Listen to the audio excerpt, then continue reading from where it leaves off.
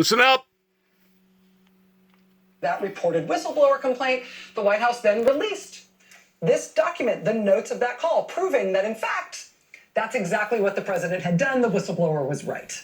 So, I mean, that was the most surprising thing about it, that they released it at all. But the most chilling thing about it was what President Trump said on that call about one particular U.S. government employee.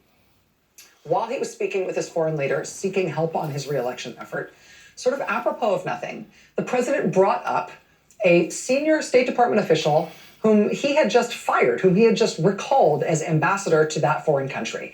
And according to the White House's own notes from the call, which they released, the president told that foreign leader, without prompting, quote, "The former ambassador from the United States, the woman, was bad news."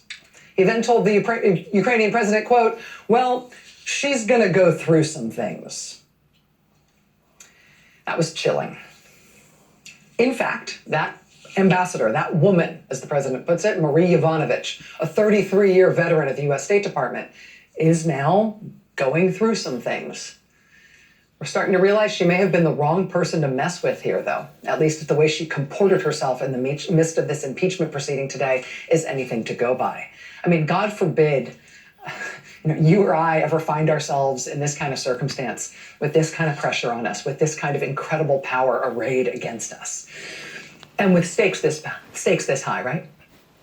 But if it happens to any of us, really the most you could hope for from yourself is that you would have the stones and the dignity to be 1/10 as brave and sort of righteous as Marie Yovanovitch was in this circumstance today. Marie Yovanovitch still works for the U.S. State Department, even though they fired her as the ambassador to Ukraine. We learned only today that once again, in the dead of night, the State Department, apparently on orders from the White House, phoned her up in the middle of the night and told her that they wouldn't allow her to testify this morning. She was prohibited from showing up and talking to Congress today. Well, we also learned that in anticipation of that act from the White House and the State Department, the impeachment committees planned ahead. They appeared to have a subpoena for her ready to go. Marie Yovanovitch decided today to obey that subpoena. She showed up on Capitol Hill today. She didn't have like some car service with blacked out windows drop her off near one of the back entrances where nobody could see. She got dropped off right in front, walked all the way across the Capitol grounds, unafraid, walked into the impeachment committees, and testified for hours. And it was on the basis of her testimony today that you got these headlines across every major news organization in the country today. The Washington Post, ousted Ambassador Marie Yovanovitch tells Congress Trump pressured State Department to remove her. Wall Street Journal, Trump pressed for Ukraine envoy's removal. The New York Times, Trump had Ukraine envoy removed on false claims, she tells House Inquiry. And there were other headlines that emerged over the course of the day while she was testifying. That, for example, despite the State Department under Mike Pompeo putting out this bogus statement that she was leaving her post in Ukraine as planned, not only was her departure not as planned, it was abrupt. She was literally told to get on the next plane, according to her testimony today. She also says the number 2 official at the State Department under Mike Pompeo told her that she was being recalled on orders of the president and also that she had done nothing wrong. You may have also seen headlines from Yovanovitch's testimony today concerning these guys. Yovanovitch testifying apparently in detail today about how the people working in Ukraine to spread false information about her appeared to include these 2 guys who seem to have been carrying out this op along with the president's lawyer, Rudy Giuliani. The reason we have mugshots of these guys is because these, of course, are the same 2 guys who have just been arrested and are now facing criminal charges in the Southern District of New York for, among other things, an alleged scheme to illegally funnel large Russian donations to various Republican campaigns. But the other truly, I don't really know the word, baller? That's good. The other baller thing Marie Yovanovitch did today was that although her testimony was behind closed doors at the request of the impeachment committees, she decided to release her opening statement publicly. And I don't know if she will ever testify in public. I don't know if this is the only way we will ever hear from her as the American public. But if this statement that we got to see from her is her legacy in this impeachment inquiry, it would be hard to imagine a more sort of stirring and cogent statement about the way Government is supposed to work on a nonpartisan basis, just the way good government works and the way American values are supposed to be conveyed overseas by our foreign service officers. This was her talking about government as it is supposed to be, as opposed to what has just happened under this administration, which has led to the president now being impeached. Let me just read a little bit from her statement today. Listen up! Marie Yovanovitch. For the last 33 years, it has been my great honor to serve the American people as a foreign service officer over 6 administrations, 4 Republican and 2 Democratic. I've served in 7 different countries, 5 of them hardship posts, and was appointed to serve as an ambassador 3 times, twice by a Republican president and once by a Democrat. Throughout my career, I have stayed true to the oath that foreign service officers take and observe every day, that I will support and defend the Constitution of the United States against all enemies, foreign and domestic, and that I will bear true faith and allegiance to the same. Like all foreign service officers with whom I have been privileged to serve, I have understood that oath as a commitment to serve on a strictly nonpartisan basis, to advance the foreign policy determined by the incumbent president, and to work at all times to strengthen our national security and promote our national interests. Ukraine is a sovereign country whose borders are inviolate and whose people have the right to determine their own destiny. These are the bedrock principles of our policy. Because of Ukraine's geostrategic position bordering Russia on the east, it's the warm waters of the oil-rich Black Sea to its south, and 4 NATO allies to its west, it is critical to the security of the United States that Ukraine remain free and democratic, and that it continue to resist Russian expansionism. Russia's purported annexation of Crimea, its invasion of eastern Ukraine, and its de facto control over the Sea of Azov make clear Russia's malign intentions toward Ukraine. If we allow Russia's actions to stand, we will set a precedent that the United States will regret for decades to come. She then talks a little bit in her testimony about the threat of corruption and why corruption is bad, the kind of damage it does, why we should all fight against it, why it's in our nation's interest that we fight against it. And I know that in this statement she is talking about Ukraine, but it is hard not to hear America in the background, given what we are going through right now and given the revelations surrounding this impeachment and this administration. She says, quote, "The revolution of dignity and the Ukrainian people's demand to end corruption forced the new Ukrainian government to take measures to fight the rampant corruption that has long permeated that country's political and economic systems." Why is this important? Put simply, anti-corruption efforts serve Ukraine's interests. They serve ours as well. Corrupt leaders are inherently less trustworthy, while an honest and accountable Ukrainian leadership makes a U.S.-Ukraine partnership more reliable and more valuable to the United States.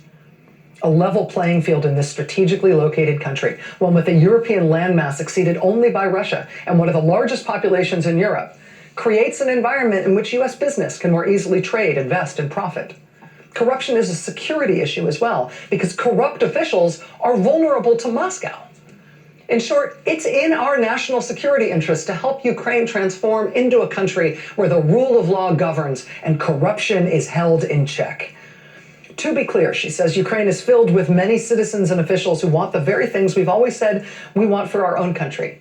A government that acts in the interests of its people, a government of the people, by the people, and for the people. She then goes on to describe the circumstances under which she was ousted and the campaign that was run against her by the conservative media, frankly, and by Rudy Giuliani, and apparently by these 2 guys who have now just been arrested. She says, quote, "I want to categorically state that I have never, myself or through others, directly or indirectly, ever directed, suggested, or in any other way asked for any government or government official in Ukraine or elsewhere to refrain from investigating or prosecuting actual corruption. Equally fictitious is the notion that I am disloyal to President Trump. I've heard the allegation in the media that I supposedly told the embassy team to ignore President Trump's orders, quote, since he was going to be impeached. That allegation is false. I've never said such a thing to my embassy colleagues or to anyone else." Contrary to other similar reports, she says, quote, "The Obama administration did not ask me to help the Clinton campaign or harm the Trump campaign, nor would I have taken any such steps if they had." And then she talks about her firing. After being asked by the department in early March to extend my tour until 2020, I was then abruptly told the following month, in late April, to come back to Washington from Ukraine, quote, on the next plane. You will understandably want to ask why my posting ended so suddenly. I wanted to learn that too, and I tried to find out. I met with the Deputy Secretary of State, John Sullivan, who informed me of the curtailment of my term. He said that the president had lost confidence in me and no longer wished me to serve as his ambassador. He added that there had been a concerted campaign against me and that the department had been under pressure from the president to remove me since the summer of 2018. He also said that I had done nothing wrong, and this was not like other situations where he had recalled ambassadors for cause. She says, I departed Ukraine for good this past May. And then this is the part that somebody somewhere is going to get tattooed on them. Although I understand that I served at the pleasure of the president, I was nevertheless incredulous that the U.S. government chose to remove an ambassador based, as best as I can tell, on unfounded and false claims by people with clearly questionable motives. I have served this nation honorably for more than 30 years. I have proudly promoted and served American interests as the representative of the American people and 6 different presidents over the last 3 decades. Throughout that time, I, like my colleagues at the State Department, have always believed that we enjoyed a sacred trust with our government. We make a difference every day on issues that matter to the American people, whether it's war and peace, trade and investment, or simply helping with a lost passport. We repeatedly uproot our lives, and we frequently put ourselves in harm's way to serve this nation. And we do that willingly because we believe in America and its special role in the world. We also believe that in return, our government will have our backs and protect us if we come under attack from foreign interests. That basic understanding no longer holds true. Today, I could have told her that 30 years ago whenever they stabbed me in the back and done me the way that they did towards saying that I had threatened one of their presidents. I could have told her that 30 years ago. We see the State Department attacked and hollowed out from within. State Department leadership with Congress needs to take action now to defend this great institution and its thousands of loyal and effective employees. The corruption did not just start overnight. It's been going on up at the White House for a long, long time. And now its ugly head is starting to surface. I fear that not doing so will harm our nation's interest, perhaps irreparably. That harm will come not just through the inevitable and continuing resignation and loss of many of this nation's most loyal and talented public servants. The harm will come when private interests circumvent professional diplomats for their own gain, not the public good. The harm will come when bad actors in countries beyond Ukraine see how easy it is to use fiction and innuendo to manipulate our system. In such circumstances, the only interests that will be served are those of our strategic adversaries, like Russia, that spread chaos and attack the institutions and norms that the U.S. helped create and which we have benefited from for the last 75 years. I am proud of my work in Ukraine. The U.S. Embassy, under my leadership, represented and advanced the policies of the United States government. Our efforts were intended and evidently succeeded in thwarting corrupt interests in Ukraine, who fought back by selling baseless conspiracy theories to anyone who would listen. Sadly, someone was listening. And our nation is the worse off for that. And our nation is the worse off for that. We did not suddenly become $23 trillion in debt overnight.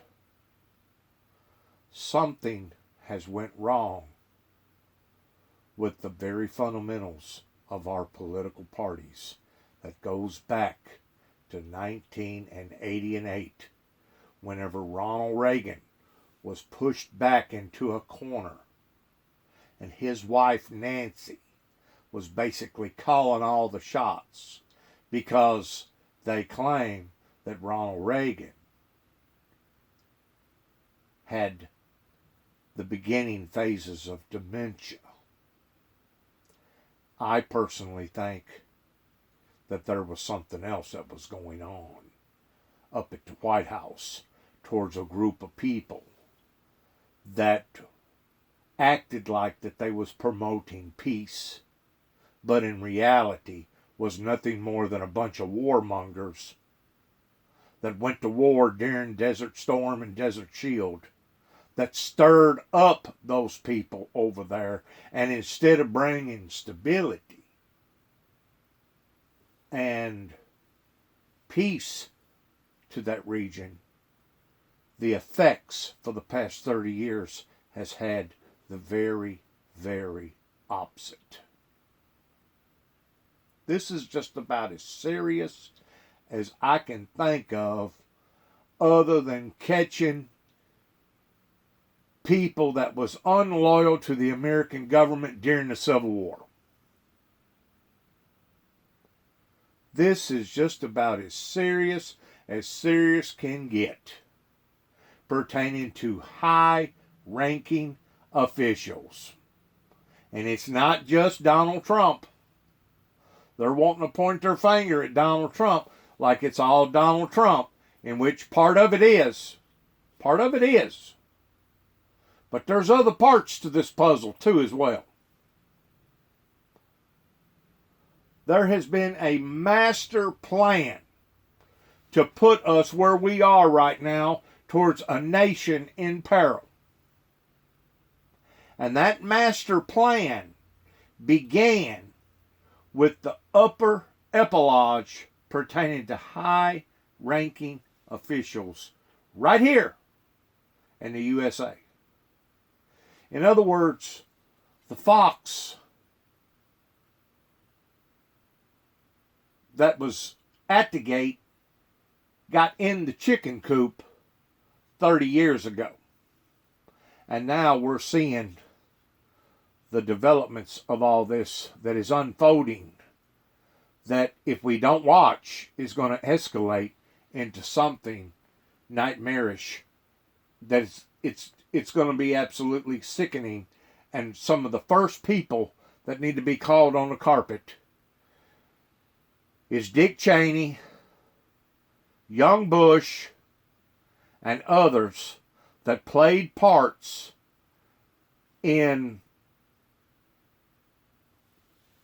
defecting towards our national interest in the betterment of the good for the will of the people here in America. And I know that's a mouthful that I just said, but I mean every word of it, because I have literally went through hell simply because of my belief in the Lord Jesus Christ and trying to start a ministry that the whole time had full intentions towards helping, preserving, prospering people's lives. And now we have got the very opposite. We've got a nation that is sick, we've got a nation that is strained, and we've got a nation that is in peril. Now, Donald Trump will tell you, because he's the president, but he'll tell you, oh, we're doing greater than we've ever done, based upon the stock market. There's more at play here other than the stock market. There are some people that has never had the opportunity of having a 401k. There are some people that don't even know what IRA means as far as 401k. All this has come about basically since the early 90s. All of a sudden, we had all these players that started going to all these different companies. Hey, this is for your retirement. Hey, you got this, you got that. We'll play with this. Your employer's going to match 3% of that and this and that. All this was new territory. And all this has put us where we are now, which is in peril. It's sickening. Marie Yovanovitch today defying the White House and the State Department to give that testimony to the impeachment committees in the House after they subpoenaed her for that testimony. I mean, if there's still going to be a State Department in this country, doesn't that make you want to be a Foreign Service officer? Oh, yeah. I mean, don't you want to grow up to be Right. that nails, whether or not you ever get to be an ambassador? Right. But with this, I'm so glad that I am an ambassador for Christ. There's no way that I would dibble-dabble off into politics. It wouldn't matter if I had never had any type of inkling about biblical Bible prophecy. It wouldn't matter if I was a agnostic that didn't even believe in God. I would not get involved in American politics because of what that I have seen and experienced in the past 30 years. And it just don't start at the top and go down to the bottom. It starts at the bottom and it goes up to the top. signal testimony today, this dramatic appearance today from Ambassador Yovanovitch. I mean, let's just be clear about what's going on here. The impeachment inquiry against President Trump is still as direct and simple as it ever was. The president is being impeached by the House of Representatives because he tried to pull off this scheme in which he tried to get help against the Democrats and against Joe Biden from a foreign country. That is illegal. It is illegal to solicit a thing of value for a U.S. election from a foreign entity. The president has done that. The White House has proven it. The impeachment inquiry is about that. But what Yovanovitch shows us is not just how her story fits into this, but how that violation, both of American law and of the type of behavior that is expected of a president that will result in his impeachment for that behavior, how much that undercuts America's interests writ large. Trust. How much it undercuts even specifically what we were trying to do. Trust. Not just us trusting them, but our allies trusting them. Like the woman said, this will have profound effects. With that one beleaguered country. What Yovanovitch's testimony shows us, what a whole bunch of other State Department people are going to be testifying next week will show us, is this thing that is going to result in all of the evidence coming out, which is that the president couldn't pull this off alone. He did try to implement this through the U.S. government. As such, over and over again, we are seeing this dynamic in which people knew what was going on and people who would not go along with it, people who were in the way, people who saw the illegality of the scheme and either called it that or wouldn't participate in it, those people had to be removed. Those people had to be pushed out. Right. And Marie Yovanovitch, who put on this unbelievably impressive display of integrity today and bravery today in Washington, she is Exhibit A for that. We know more about that today than we knew yesterday. Up. And it turns out that after her, there's a Hallelujah. big lot out there. And the rest of that really came into focus today too, including a real potential problem for a Trump cabinet secretary who is not the one who just resigned within the last hour. It's a different one. Lots to get to. That's next. Stay with us. The plot does thicken.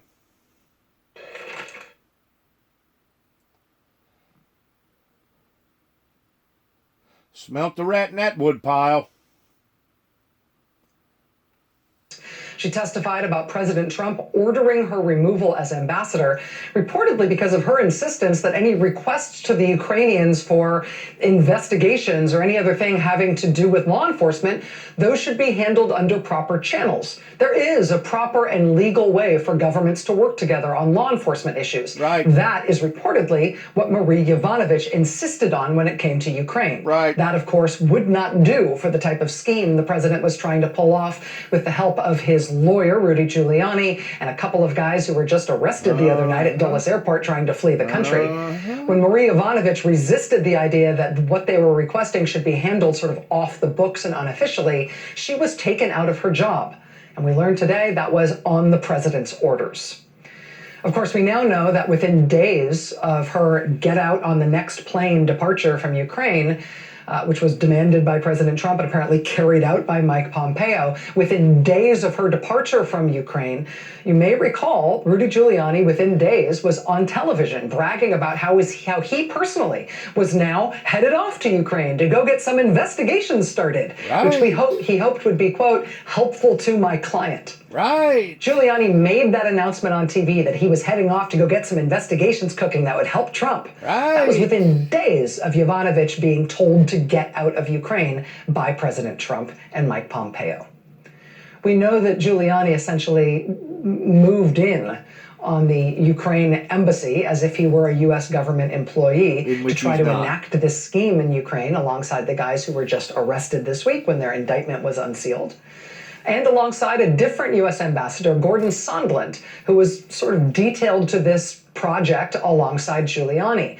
Ambassador Gordon Sondland had no diplomatic experience whatsoever before his current job as ambassador to the EU, which he got after he gave $1 million to the Trump inauguration. He funneled it through a few different LLCs, but he did give the inauguration $1 million. He is the one who, according to new reporting from the Washington Post, apparently blurted out at a White House meeting that Ukraine was going to need to cough up some important investigations. Text messages and internal communications among Gordon Sondland and others show that he's the one who was pressing that Ukraine needed to not just open investigations into Joe Biden, it needed to publicly announce that it was doing so. Because that obviously would have a better political impact, right? If the public knew that those investigations were underway.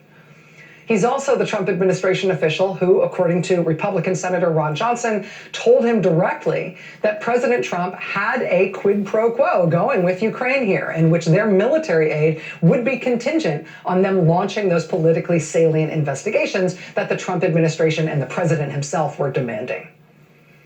So yeah, they needed to get rid of Marie Yovanovitch, who saw it as her job to stand up on behalf of the U.S. government and American national interest, on behalf of the rule of law, and against the perversion of government powers for private or partisan political gain. Yeah, Marie Yovanovitch would not be the one you would want there while you were carrying out this scheme, so they got rid of her and they brought in these Trump guys. The same thing appears to have happened specifically around the withholding of that military aid to Ukraine. This is what the Wall Street Journal was first able to report last night. It's now been matched by the Washington Post. They both are now reporting that career officials inside the White House who worked on budget issues, they reportedly raised the alarm that Trump withholding this military aid to Ukraine, we now know as part of this deal for Trump to get help with his reelection from Ukraine in exchange for that military aid. Career officials inside the White House reportedly... That's blackmail extortion. You're trying to blackmail another leader to another country of doing something for you, though through American policy we had already been approved of giving Ukraine this type of aid. And now Donald Trump wants to leverage, kind of like weaponizing something, to using it for his benefit towards trying to drum up information on one of his opponents that's running against him. This is just about as dirty as it gets when it comes to not only manipulating his powers and going in areas that he shouldn't never go in, but manipulating the trust of the people. That will bleed off into manipulating the trust of our allies. This goes beyond Nixon. This goes beyond Nixon. What Nixon done was in-house. What this man is doing is internationally. And before it's over with, the investigators won't leave one stone unturned. They'll find out who all ALL is involved in all this. Not just one, but many.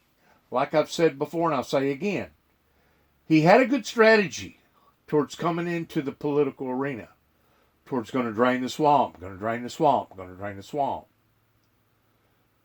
He come in with the vision of draining the swamp. He himself has become part of that swamp. In other words, instead of Mr. Trump being part of the solution to the problem, he walked right in and become the problem. Now, I don't know if he got coerced towards doing this. I don't know if this was because of his unprofessionalism. I don't know if this was because of greed. I don't know if he feels like that he got entrapped by being drug off into this way. I don't know. But I'm sure before this is all over with, it'll be looked at from 15,000 different angles, and people will know the who, the why, the when, and the what.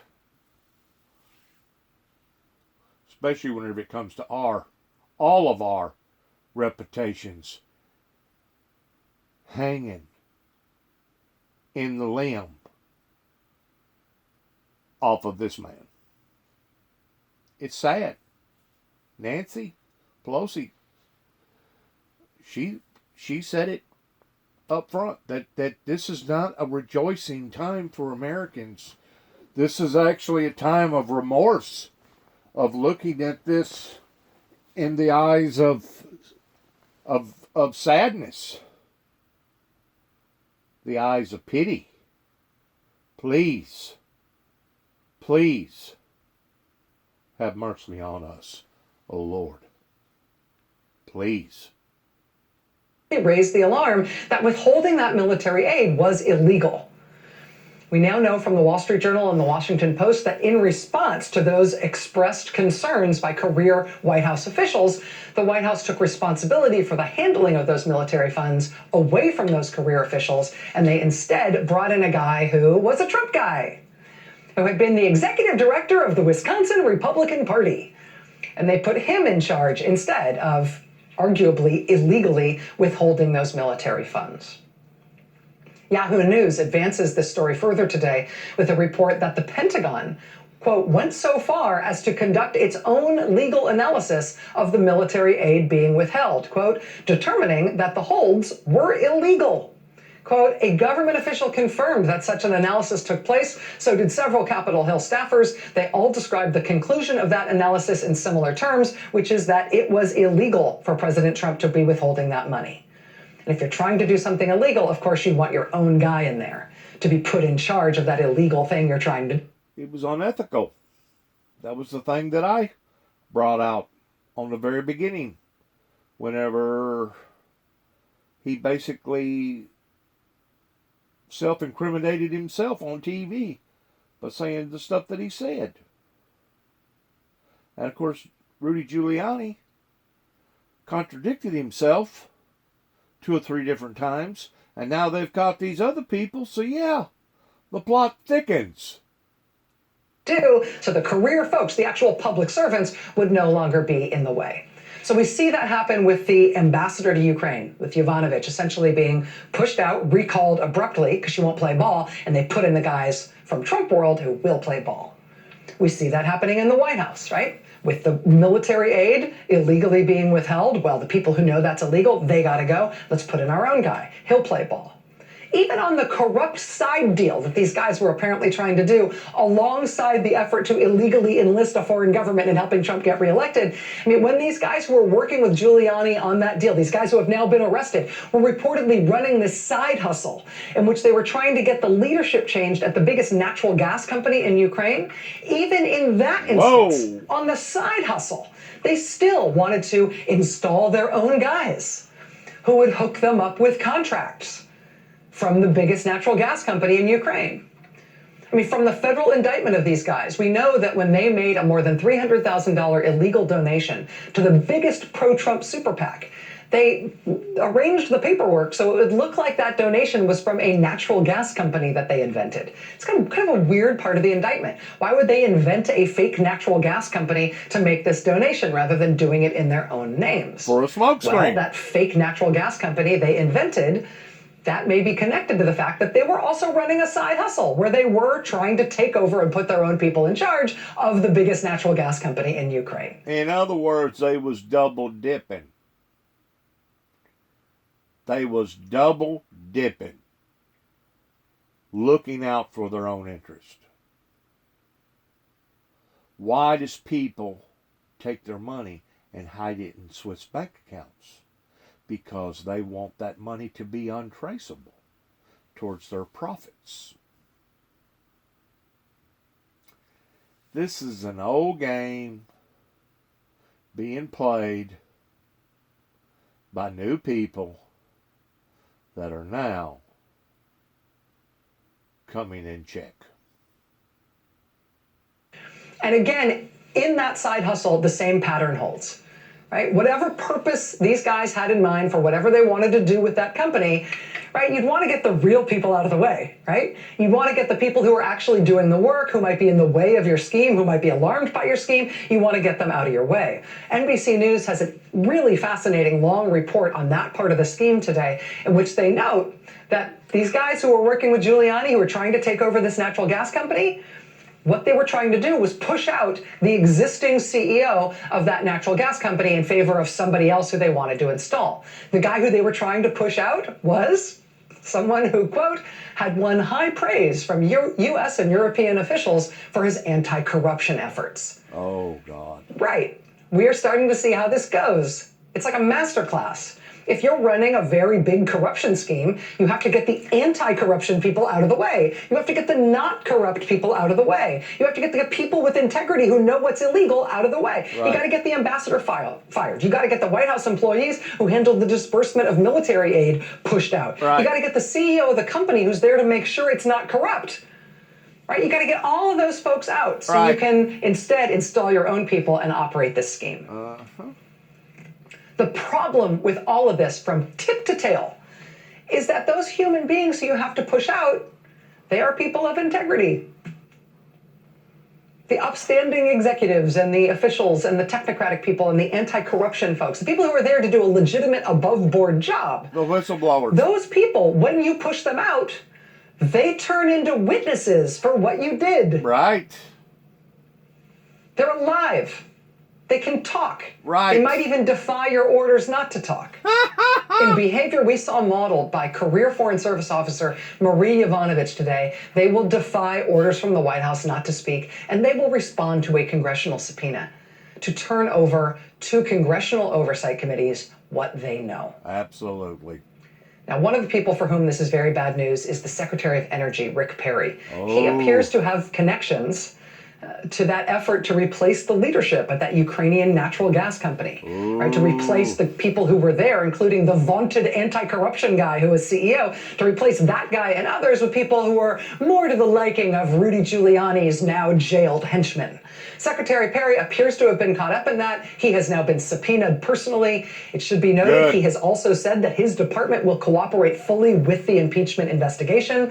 We shall see now that he's got a subpoena on his own desk. It is also terrible news for Secretary of State Mike Pompeo, who was up to his neck in this before today, but now he's in a terrible position. He is not trying to cooperate. He has decided that his legacy here will be his efforts to try to block all State Department personnel from testifying to the impeachment committees. Well, as of today, that is not working. Secretary Pompeo, you can order them all you want not to testify. In response to duly issued subpoenas from the impeachment committees, though, they can still turn up. It was Marie Yovanovitch today. It will be longtime State Department hand Fiona Hill on Monday. Wow. It will be another career veteran State Department official, Wow. George Kent, on Tuesday. On Thursday, it's going to be that Trump donor guy who got sent in basically to replace Yovanovitch and deliver the quid pro quo demands to the Ukrainian government. You won't get your military aid until we get our investigations. He was the guy alongside Vice President Mike Pence who appears to have issued that directive to the Ukrainian government. After him, there will be more State Department officials who are expected to speak, both in terms of depositions already scheduled and depositions that we know are coming. Mike Pompeo's own role in this scheme, for which the president is being impeached, appears to be kind of a marquee thing now. I mean, it is not hard to imagine Secretary of State Pompeo being impeached for exactly what the president is being impeached for here. I mean, he is the one who carried out the president's orders to recall that ambassador. The apple don't fall far from the tree, does it? Especially whenever the tree is Donald Trump. Especially whenever you have a leader such as Donald Trump that was careless enough to get on national TV and admit to his intentions and not even try to hide it.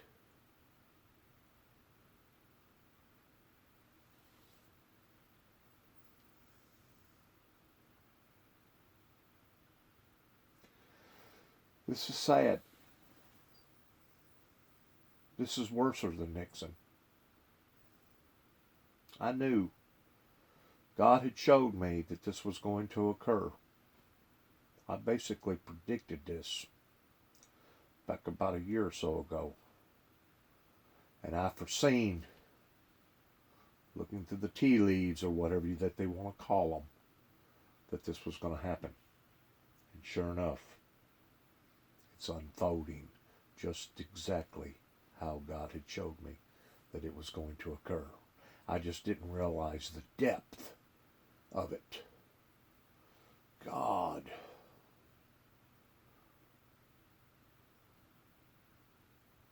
Everything that God has showed me is and has effectively come true.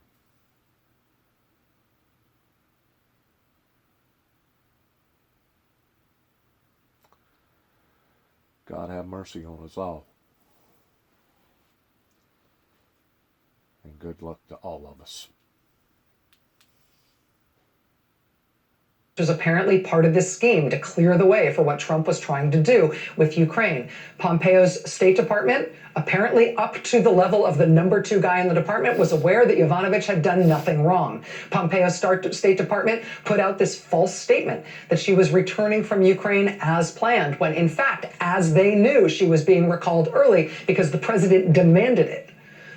For 2 weeks, Mike Pompeo tried to pretend publicly that he had no idea what had gone on between President Trump and the Ukrainian president on the call for which the president is now being impeached. It would soon emerge that, in fact, Pompeo was on that call, listening in to the entire thing, even though for 2 weeks he made it seem like he had no idea what might have happened there. I mean, Mike Pompeo today, seeing this brave ambassador walk across the Capitol grounds, check herself in through the magnetometer and sit down for 9 hours of testimony, seeing that ambassador defy his orders not to show up today, seeing her show up to say her piece, including releasing a blistering public version of her opening statement. Wow. You can imagine how today felt for Mike Pompeo. He might have thought, though, that he had found a little bit of a safe haven in his public schedule today. His main public event today was a religious freedom event in Tennessee. Ooh, that at least should be safe. He clearly did not expect to run into local reporters who knew exactly what they were talking about, who were absolutely read in on this subject, who knew what to ask, who wouldn't back down, and were ready to advance this story even when he would not answer. Watch this from Nashville. Oh, what's this? Big announcement yesterday. One of your most trusted senior advisors resigned. He's adding his voice to a number of career diplomats who've expressed frustration over what they see as your failure to stand up for government servants and for servants like Ambassador Yovanovitch, who've been caught up in the Ukraine controversy. Did you do enough to defend the ambassador privately and publicly against the smear campaign that was being waged against her? And will you speak to that now? Well, ma'am, you have some of your facts wrong. So you should be careful about things you assert as facts before you state them. Can you speak to Michael McKinley's resignation? I don't talk about personnel matters. Did he speak to you personally about it as he resigned? I don't talk about personnel matters. Did you support Ambassador the ambassador being recalled months before her tenure was up. I've supported every mission that the State Department's been engaged in. In mid-February, you were in Warsaw, and so was Rudy Giuliani. During your time there, did you meet with Giuliani? You know, I don't talk about who I meet with.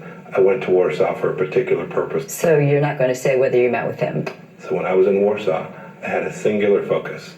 My focus was singularly on the work that we have done. It sounds like you're not going to say.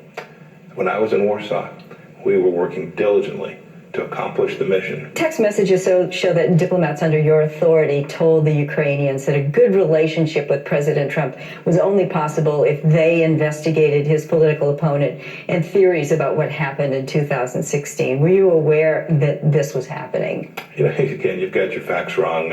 Sounds like you're working, at least in part, for the Democratic National Committee when you phrase a predicate of a question in that way. It's unfortunate. The reporter asking those questions was Nancy Amons from WSMV, which is the local NBC affiliate in Nashville. Wow, did she do a good job there. Secretary of State Mike Pompeo, listen, can't answer questions from local reporters, not when everybody can follow this very straightforward story and his role in it. Secretary of State Mike Pompeo may find himself getting impeached here, not only for his role in this scheme, but for how he has tried to cover it up since. I mean, Mike Pompeo tried to hide the fact that he was on the call for which the president is being impeached for a couple of weeks. He appears clearly now in an interview with NBC's affiliate in Nashville, Tennessee. He appears clearly now to be trying to hide something about when and where he was meeting with Rudy Giuliani while the scheme was being hatched. Secretary of State Pompeo, did you in fact meet with Rudy Giuliani in Warsaw earlier this year before we all knew this scheme was underway? Again, this is the scheme for which the president is now being impeached. And everybody's trying to get as far away as they can from this, right? Sure. But with the first arrests, with not just one, but multiple photos of the president and the vice president. The one that he don't these men know. who were He just didn't know who arrested, they and were. the president's eldest son with these men who were just arrested. With news about the White House dinner that President Trump invited these men who were just arrested to just last year. That's him inviting them to the White House for a meeting. Now, these are the people that he don't know. He ain't never met them before. For a dinner meeting, right? I mean, this is a downward spiral at this point. The Homeland Security Secretary resigned tonight, Kevin McAleenan. There you go. The Energy Secretary, Rick Perry, is facing a subpoena for his involvement in this, including what looks like the financially remunerable side hustle that these guys who have now been arrested appeared to be engaged in alongside the thing for which the president's going to be impeached. The Secretary of State appears to be at risk of impeachment himself, as he is multiply implicated in the president's scheme with a State Department underneath him that now appears to have turned roundly against him, including the resignation in protest of his number two last night.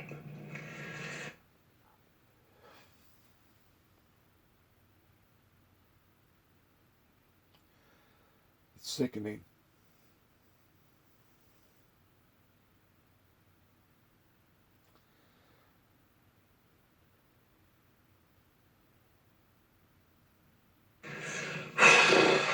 Buckle up. I tell you, here we go, and this is going to be another weekend when the news does not stop. Stay with us. So sad. So sad. Now at nativedeodorant.com. Diplomat and deserved better than the shabby treatment she received from this president and from the Secretary of State. I just sat through 8 hours that went like a New York second. It was that amazing, that powerful, that impactful, and just feel very fortunate to have been there. And I think she is a courageous example for others. And I think all the members were extraordinarily impressed with her testimony today. Members of Congress reacting to the testimony today from the former U.S. ambassador to Ukraine.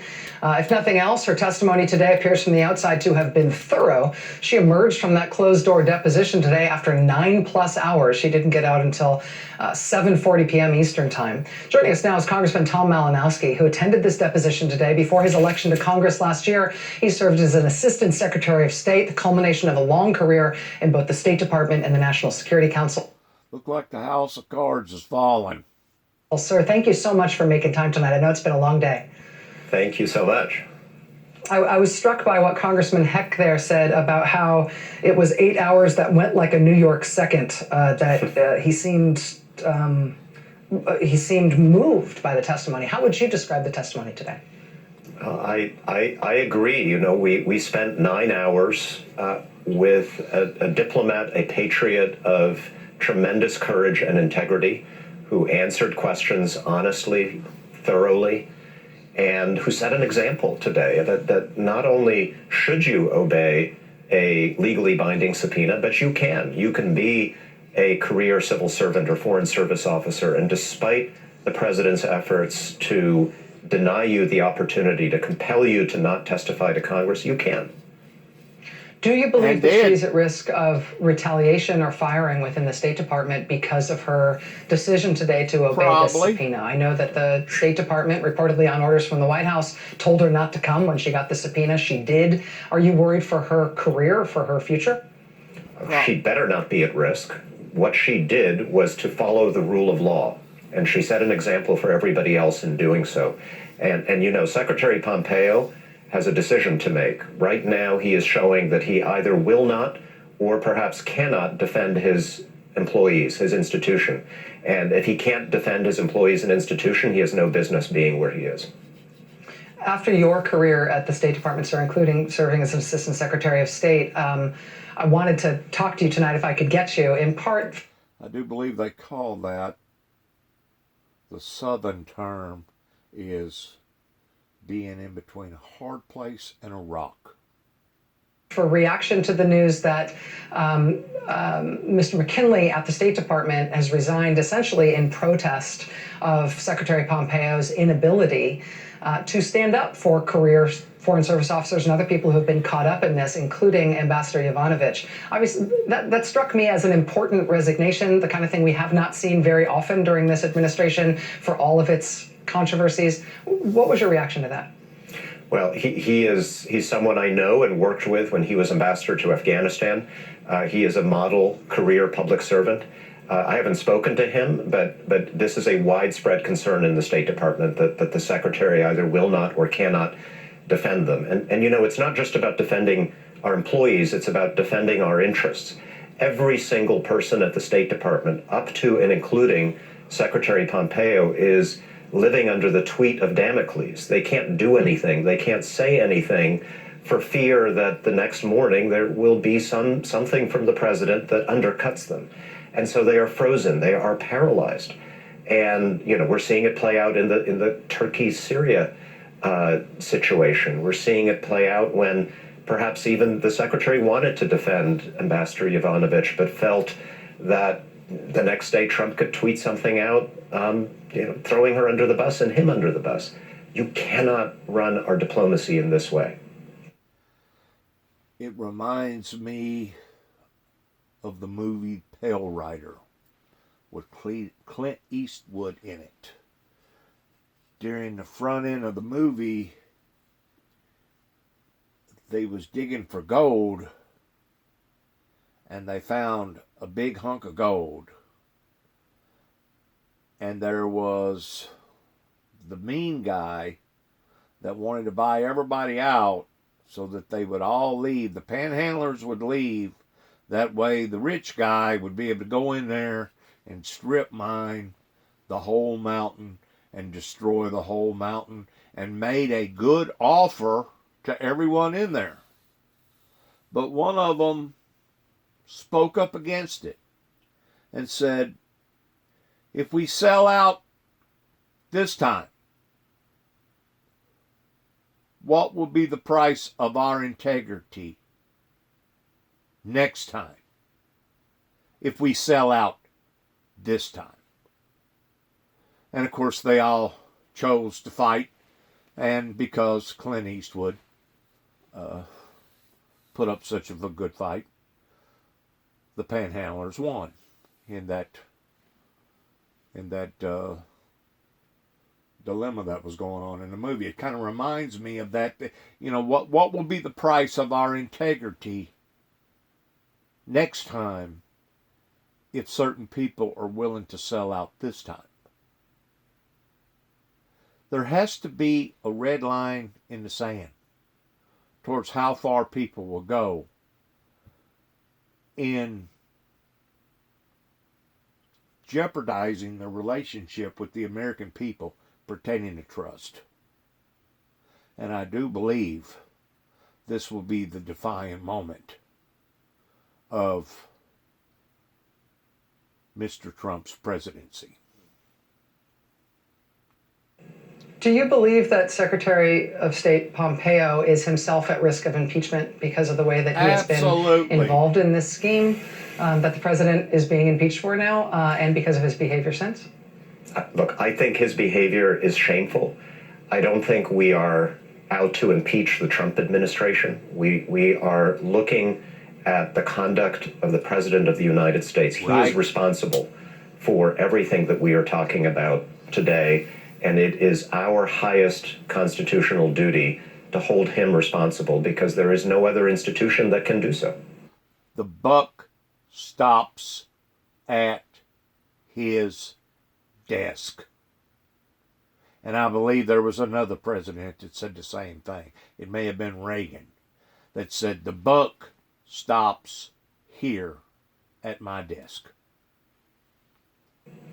Democratic Congressman Tom Malinowski, a veteran of the State Department and the National Security Council. Sir, thanks for making time. I appreciate it. Thank you. All right, much more to come. Stay with us.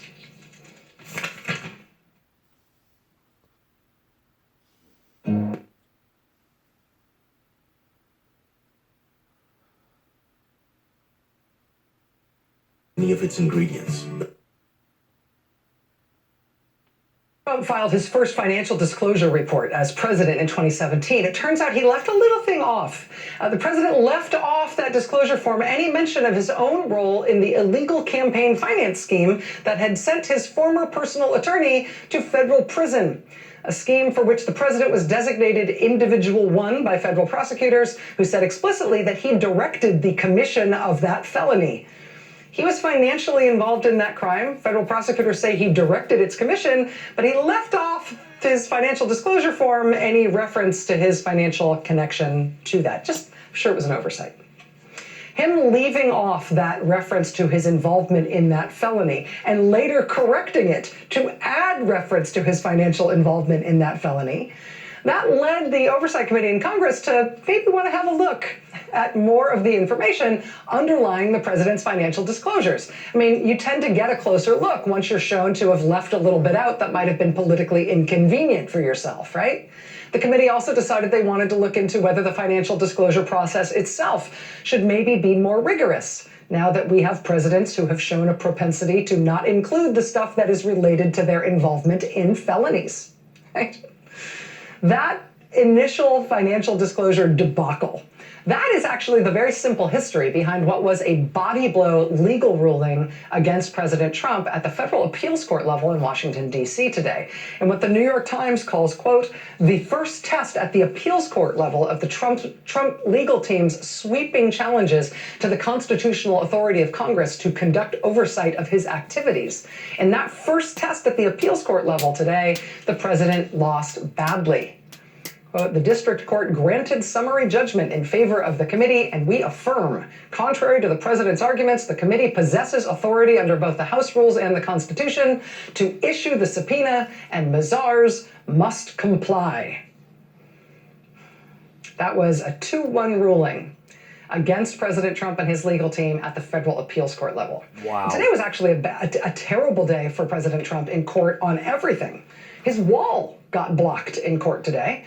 Here's how NBC News' Pete Williams described that ruling. A, quote, federal judge ruled Friday that President Donald Trump violated federal law when he used his declaration of a national emergency to get millions for building a wall on the southern border.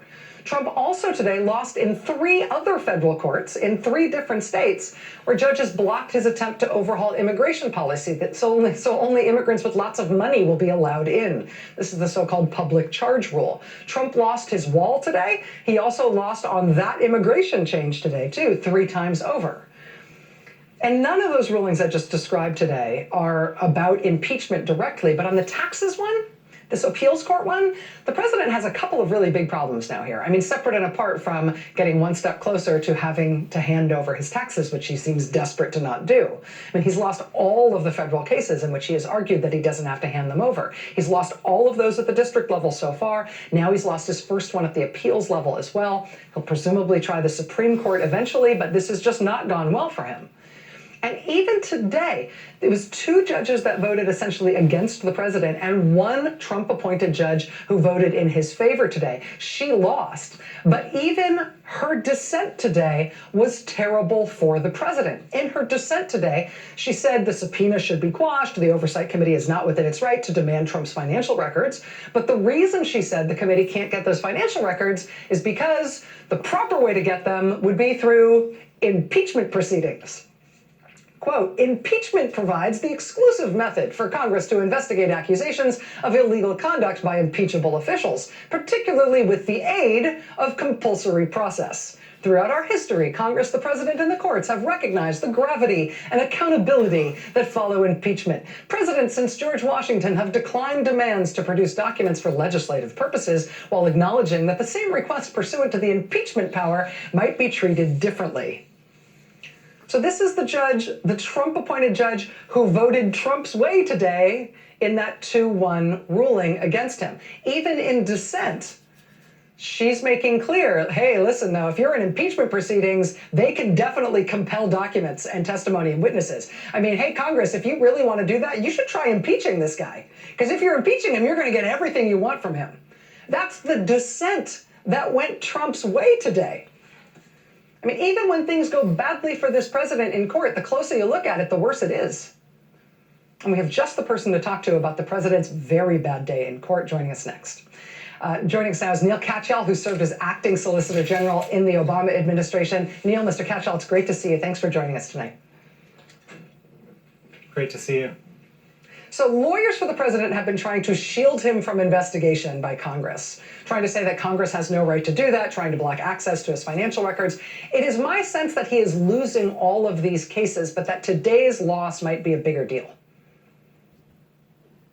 Absolutely, Rachel. I mean, you called it a body blow, and it is a body blow. And there were several other body blows, as you mentioned today in the courts, the immigration loss and the other losses that he faced today. And I think basically you've got that, and you've got Congress really investigating the Ukraine thing hard. And altogether, you've got a lot of phenomenon all against the president. And I think it suggests really, what that great legal scholar, Twisted Sister, said, we're not going to take it anymore. You've got Congress and the courts saying, Mr. President, we have checks and balances in this country, and you can't do all of these shenanigans that you're engaged in. Dee Snider right now is rocking out to that allusion that you just made there. Let me ask you, Neil, if my observation about what might be dangerous for President Trump, even in the dissent today, even in the single Trump-appointed justice who sort of voted his way today, by sort of reifying the importance of the impeachment process and its potency for compelling witnesses and documents, I felt like that was no safe harbor for him, and that might potentially sort of augur poorly for him as this goes up to either en banc or Supreme Court review.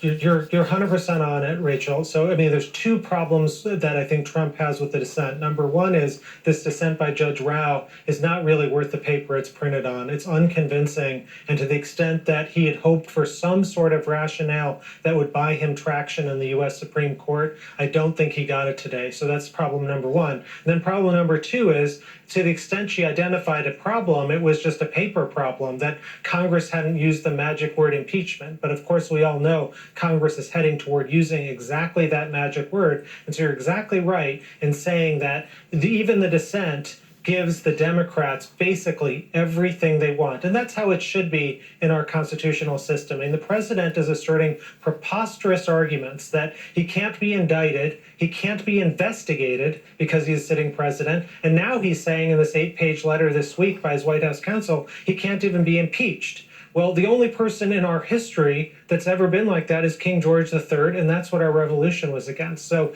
I think even the dissent recognized at least that minimum proposition of our separation of powers.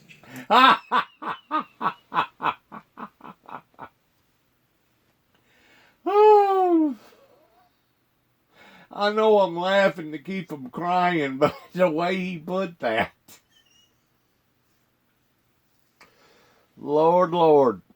To see to have watched those arguments being made by the president and his legal teams has been sort of stunning. To see, as you said, the court saying we're not going to take it anymore and pushing back did feel like a big change and an important one. Neil Katyal, former acting Solicitor General, sir, thank you for making time for us tonight. Really appreciate it. All right, we're going to be back. Once more, this just proves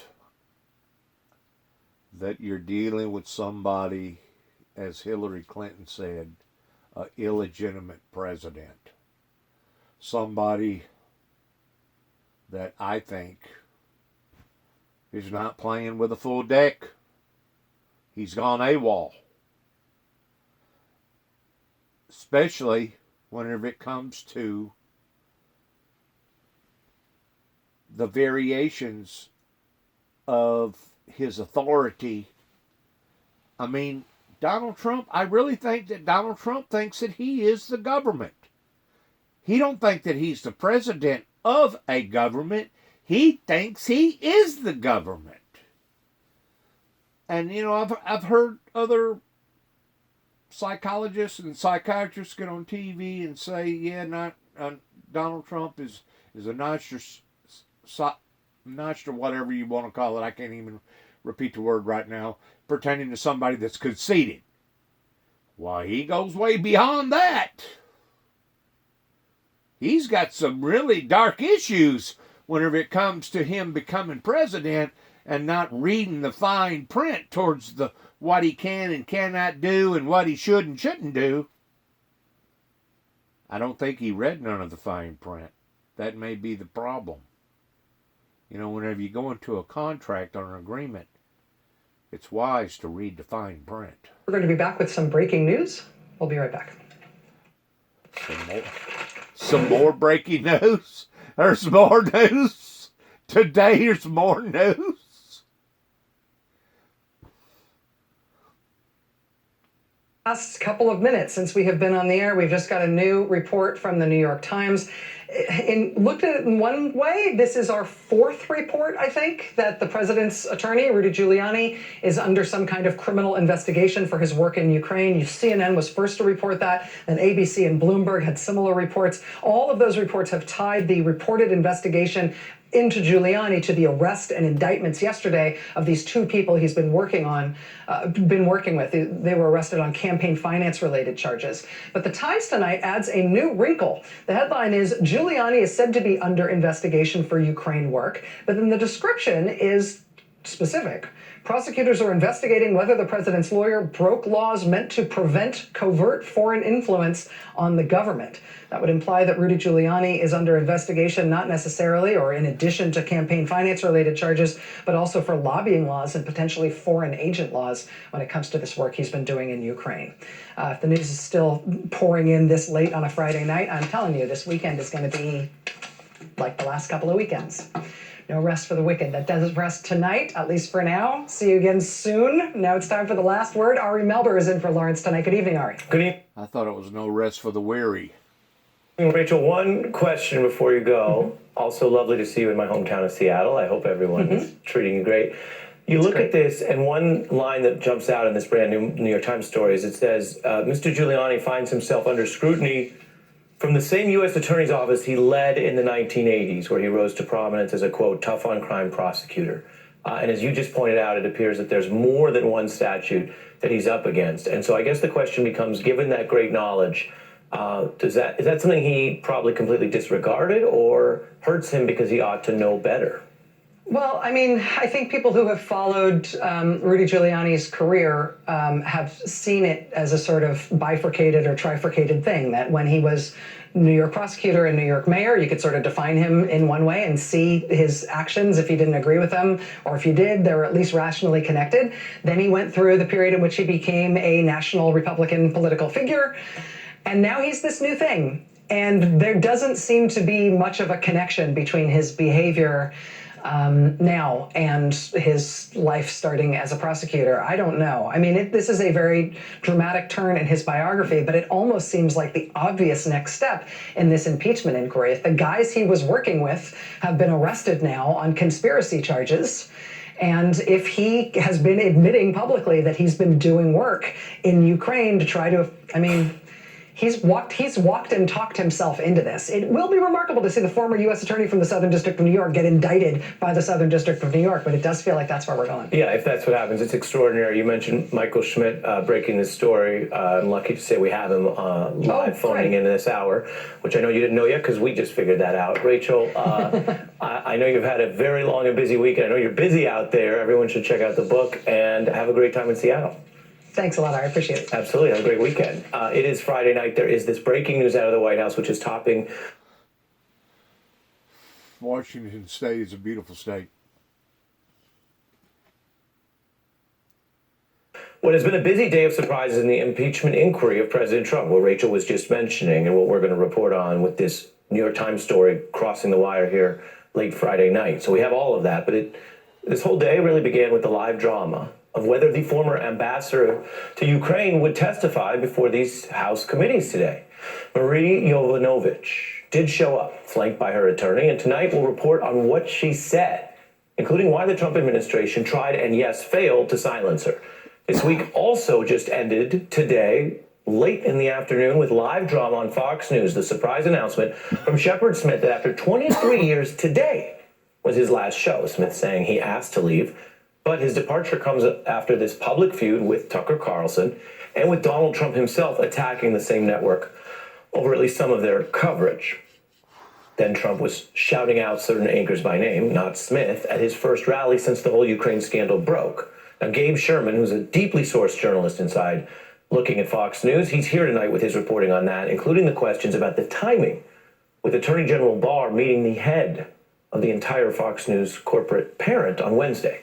So we have a lot to get to tonight when we talk about big stories this week. But we begin with this story, another diplomat breaking their silence. The ambassador in the growing Ukraine scandal detailing today an unflinching indictment of President Trump and a devastating portrayal of what she described as Donald Trump's very provable diplomatic and national security failings. This being detailed from someone inside the administration, firsthand knowledge.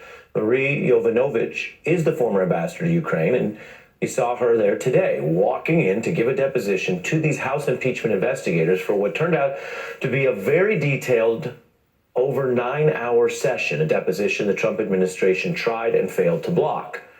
And here, simply put, is how Democratic Congressman Denny Heck described what he heard from her right after walking out of that deposition today. I just sat through 8 hours that went like a New York second. It was that amazing, that powerful, that impactful, and just feel very fortunate to have been there. Fortunate to be. He acted very emotionally stressed. Probably would be for anybody. Thanks again to my viewers. Good luck to all of us. This has been a very, very intense